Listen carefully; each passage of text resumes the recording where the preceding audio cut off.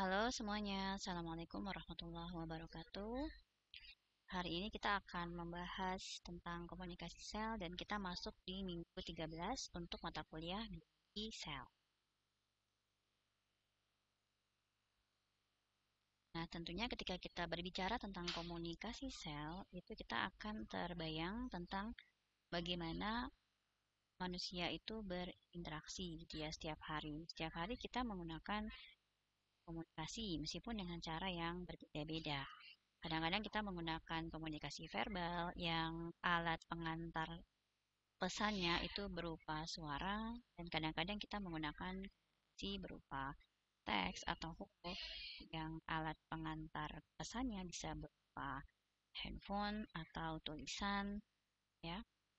Nah, itu merupakan beberapa contoh mekanisme kita berkomunikasi. Dan memang inti dari komunikasi itu kita menyampaikan pesan. Ada pesan yang mau kita sampaikan ke lawan bicara kita kalau kita konteksnya berbicara atau mengobrol.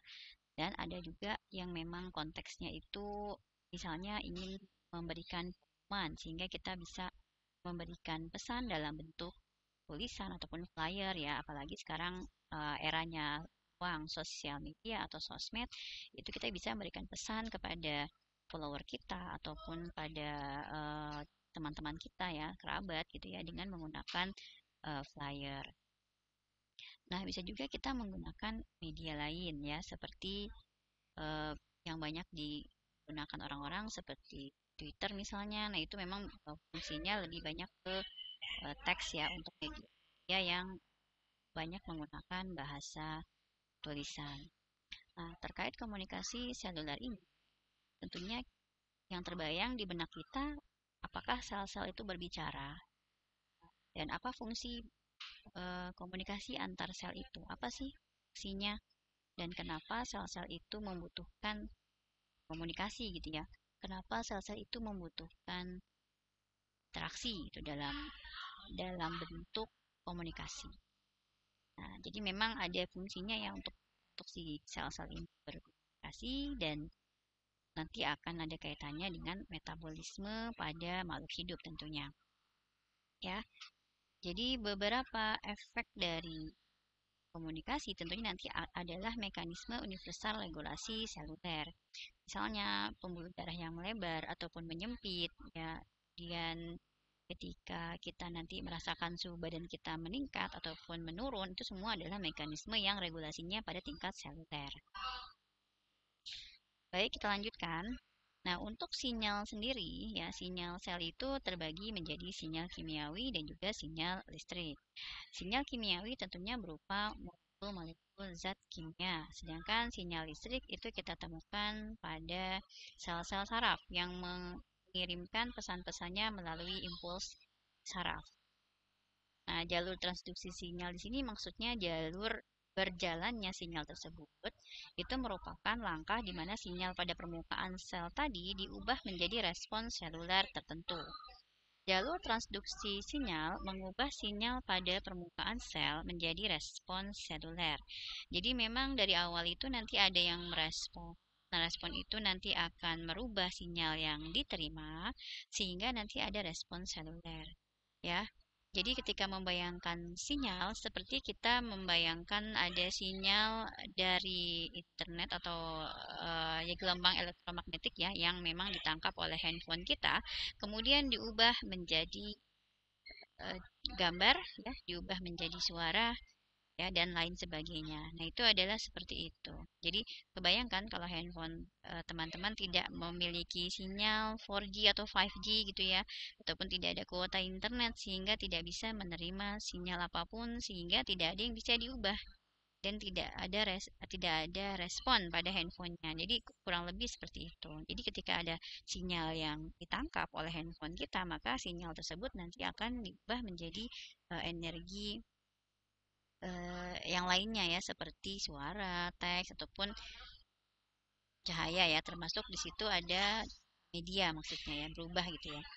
Seperti itu. Jadi pada tingkat seluler pun seperti itu. Sinyal yang diperoleh nanti akan dapat diubah menjadi bentuk lain.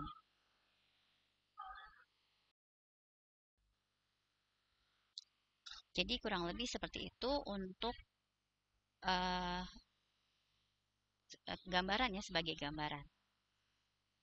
Baik, kita lanjutkan. Jadi yang selanjutnya di sini nanti ada bagaimana molekul-molekul persinyalan itu nanti sedikit berubah gitu ya pada prokariot ya, dan berubah lagi nanti pada eukariot. Tentunya prokariot itu kita berbicara mengenai bakteri, dan eukariot tentunya kita berbicara dengan organisme yang lebih tinggi tingkatannya dari bakteri. Nah, ini adalah salah satu ilustrasi di mana ada dua sel hamir ya. Sel hamir itu adalah sel jamur yang sifatnya dia uniseluler ya, sifatnya uniseluler. Jadi dia tubuhnya hanya terdiri dari satu buah sel. Nah, ketika mereka akan kawin, itu mereka bisa mengenali sel satu sama lain meskipun tidak ada komunikasi, tidak ada suara gitu ya. Kok bisa kenal sih, kok bisa tahu sih bahwa itu adalah pasangannya gitu, ataupun lawan jenisnya. Karena pada tingkat seluler itu nanti eh, sel-sel itu akan bisa saling mengenali ya, mengenali dengan sinyal listrik ataupun kimia gitu ya. Jadi pada gambar teman-teman bisa lihat pada tiap sel hamir mereka akan memberikan sinyal berupa sinyal kimiawi, yaitu ada faktor alfa dan juga ada faktor A ya. Di sini ilustrasinya menggunakan dengan huruf A dan alfa. Nah, jadi huruf A ini dia karena gini ya, kalau pada tingkat seluler itu kadang-kadang kita tidak bisa membedakan antara gamet ya, atau sel-sel reproduktif jantan dan sel-sel reproduktif betina. Ya, contohnya pada jamur, pada organisme yang sangat sederhana itu, kita tidak bisa membedakan jenis selnya yang mana. Kadang-kadang hanya positif, negatif, atau seperti ini ilustrasinya. Jadi A dan alfa. Nah, bagaimana mereka bisa saling mengenali? Ternyata mereka memberikan sinyal. Nah, di sini ilustrasinya berarti sinyal kimiawi, di mana pada sel A dia punya reseptor untuk faktor alfa. Sedangkan pada sel alfa dia punya reseptor untuk faktor A. Sehingga ketika sudah ditangkap ya, sinyalnya dikeluarkan oleh si alfa, mengeluarkan faktor alfa, ditangkap oleh si A. Setelah ditangkap kemudian si A itu juga mengeluarkan sama ya, faktor A, kemudian ditangkap oleh reseptor sel alfa.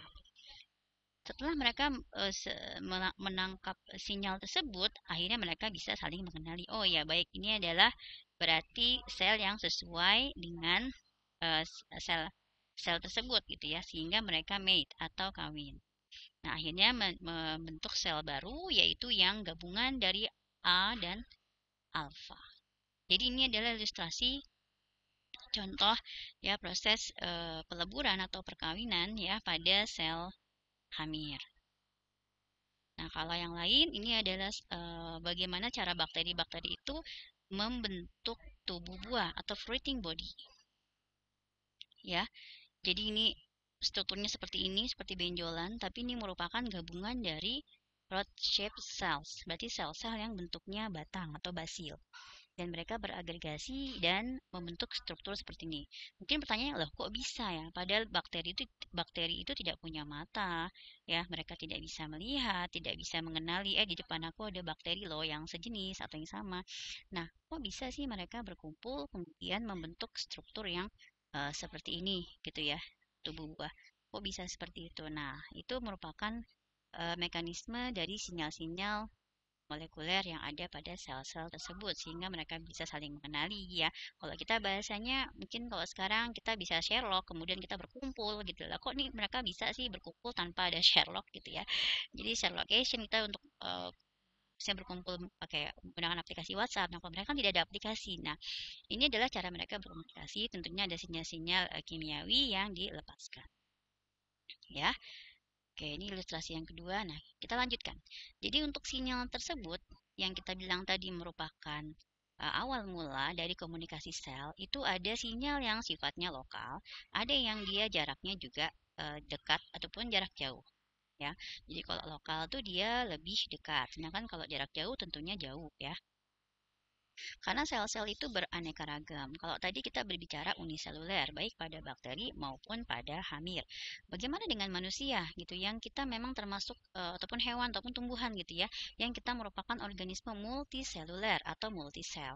Bagaimana kita bisa sel-sel kita itu terorganisir dengan baik ya, sehingga ketika kita makan nanti lambung itu otomatis dia punya sekresi asam lambung ya, ketika kita nanti eh, puasa misalnya kita nggak makan, tubuh kita tetap menyediakan energi. Bagaimana itu berlangsung? Nah, itu semua diatur melalui tentunya komunikasi sel. Ya, sebelum nanti kita masuk ke ya, reaksi seperti yang sudah kita bahas ya di pembentukan energi. Tentunya itu semua tidak lepas dari komunikasi sel. Nah, sel hewan dan tumbuhan di sini kita bisa berkomunikasi melalui kontak langsung. Nah, kontak langsung di sini yaitu merupakan sesuai dengan namanya kontak langsung. Berarti memang ada eh, singgungan ya, ada singgungan ataupun ada sentuhan kalau kita bilangnya ya. Jadi mereka punya persimpangan sel yang secara langsung menghubungkan ya. Sehingga sel itu tahu, oh di sebelah aku nih sel yang tidak berbahaya, oh di sebelah aku nih sel yang sama dengan aku, sehingga tidak perlu diserang misalnya kalau kita berbicara tentang sel-sel darah putih gitu ya. Tapi kalau berbicara sel-sel tubuh berarti kita mekanismenya pertahanan. Oh di sebelah aku nih tidak berbahaya, jadi aku tidak perlu melakukan ataupun memblok gitu ya untuk komunikasi seperti itu ya. Pada hewan itu ada namanya gap junction, di mana di sini adalah kontak langsung antar sel, sedangkan kalau pada sel tumbuhan itu dinamakan plasmodesmata. Plasmodesmata merupakan celah antara dua sel yang berdekatan sehingga memungkinkan ya tadi untuk ada komunikasi antara kedua sel tersebut. Nah, ini adalah ada gap junction pada hewan ya, dan plasmodesmata pada sel tumbuhan. Dan ingat ya, pada sel tumbuhan itu mereka memiliki dinding sel, sedangkan pada sel hewan mereka tidak punya, sehingga langsung plasma membran atau dalam bahasa Indonesianya membran plasma. Baik, ini adalah komunikasi kontak langsung yang menggunakan cell junction. Kemudian yang kedua, ada lagi cell-cell recognition, di mana sel mengenali sel lainnya. Ya, di sini tentunya ada reseptor dan ada sinyal yang ditangkap. Ketika itu cocok ya, seperti kunci dan gembok, wah cocok nih, oh ternyata ini tidak berbahaya, maka sesama aku berarti aman. Nah, seperti itu ya. Kalau dia misalnya agen asing atau antigen, bisa jadi kalau leukosit tentunya akan diserang gitu ya. Baik, kita lanjutkan lagi ya. Sel-sel hewan ini di kasus lain menggunakan pengatur lokal ya, di mana ini mengatur untuk pesan-pesan yang sifatnya jarak pendek. Ada lagi yang sifatnya jarak jauh ya. Kalau pada tumbuhan dan hewan menggunakan persinyalan kimia yang namanya hormon. Nah, ini adalah ilustrasi ada local signaling. Di sini kalau pada sinapsis ada namanya neurotransmitter. Sedangkan kalau untuk local signaling antar sel itu ada namanya parakrin ya. Jadi ada autokrin, ada parakrin. Nah, parakrin signaling menggunakan sinyal kimia yang dia dari sel keluar sel lain ya untuk yang jaraknya dekat meskipun tidak berdempetan ya. Nah, kalau autokrin dia menggunakan sinyal kimia untuk di dalam dirinya sendiri. Jadi ketika sel itu membutuhkan regulasi di dalam dirinya, dia menggunakan sinyal yang namanya autokrin ya, autokrin ya. Kemudian kalau untuk long distance, jarak jauh ya, dari sini kita bisa lihat ya, itu menggunakan hormon. Ya, hormon itu di mana dilepaskannya? Di pembuluh darah. Tentunya nanti dia kalau sesuai dengan sel target dia akan berikatan sinyal hormon tadi. Kalau tidak ya tidak. Jadi sel targetnya harus punya reseptor. Nah, ini adalah gambar yang lebih jelas ya untuk sinyal parakrin dan sinapsis. Tentunya kalau sinapsis itu sinyalnya dalam bentuk listrik dan sini kita punya molekul kimiawi yang namanya neurotransmitter ya, yang nanti dia menghubungkan antara sinapsis dengan sel target. Nah, ini adalah ilustrasi untuk hormon. Ya, ini sama seperti tadi, cuman lebih kecil gambarnya.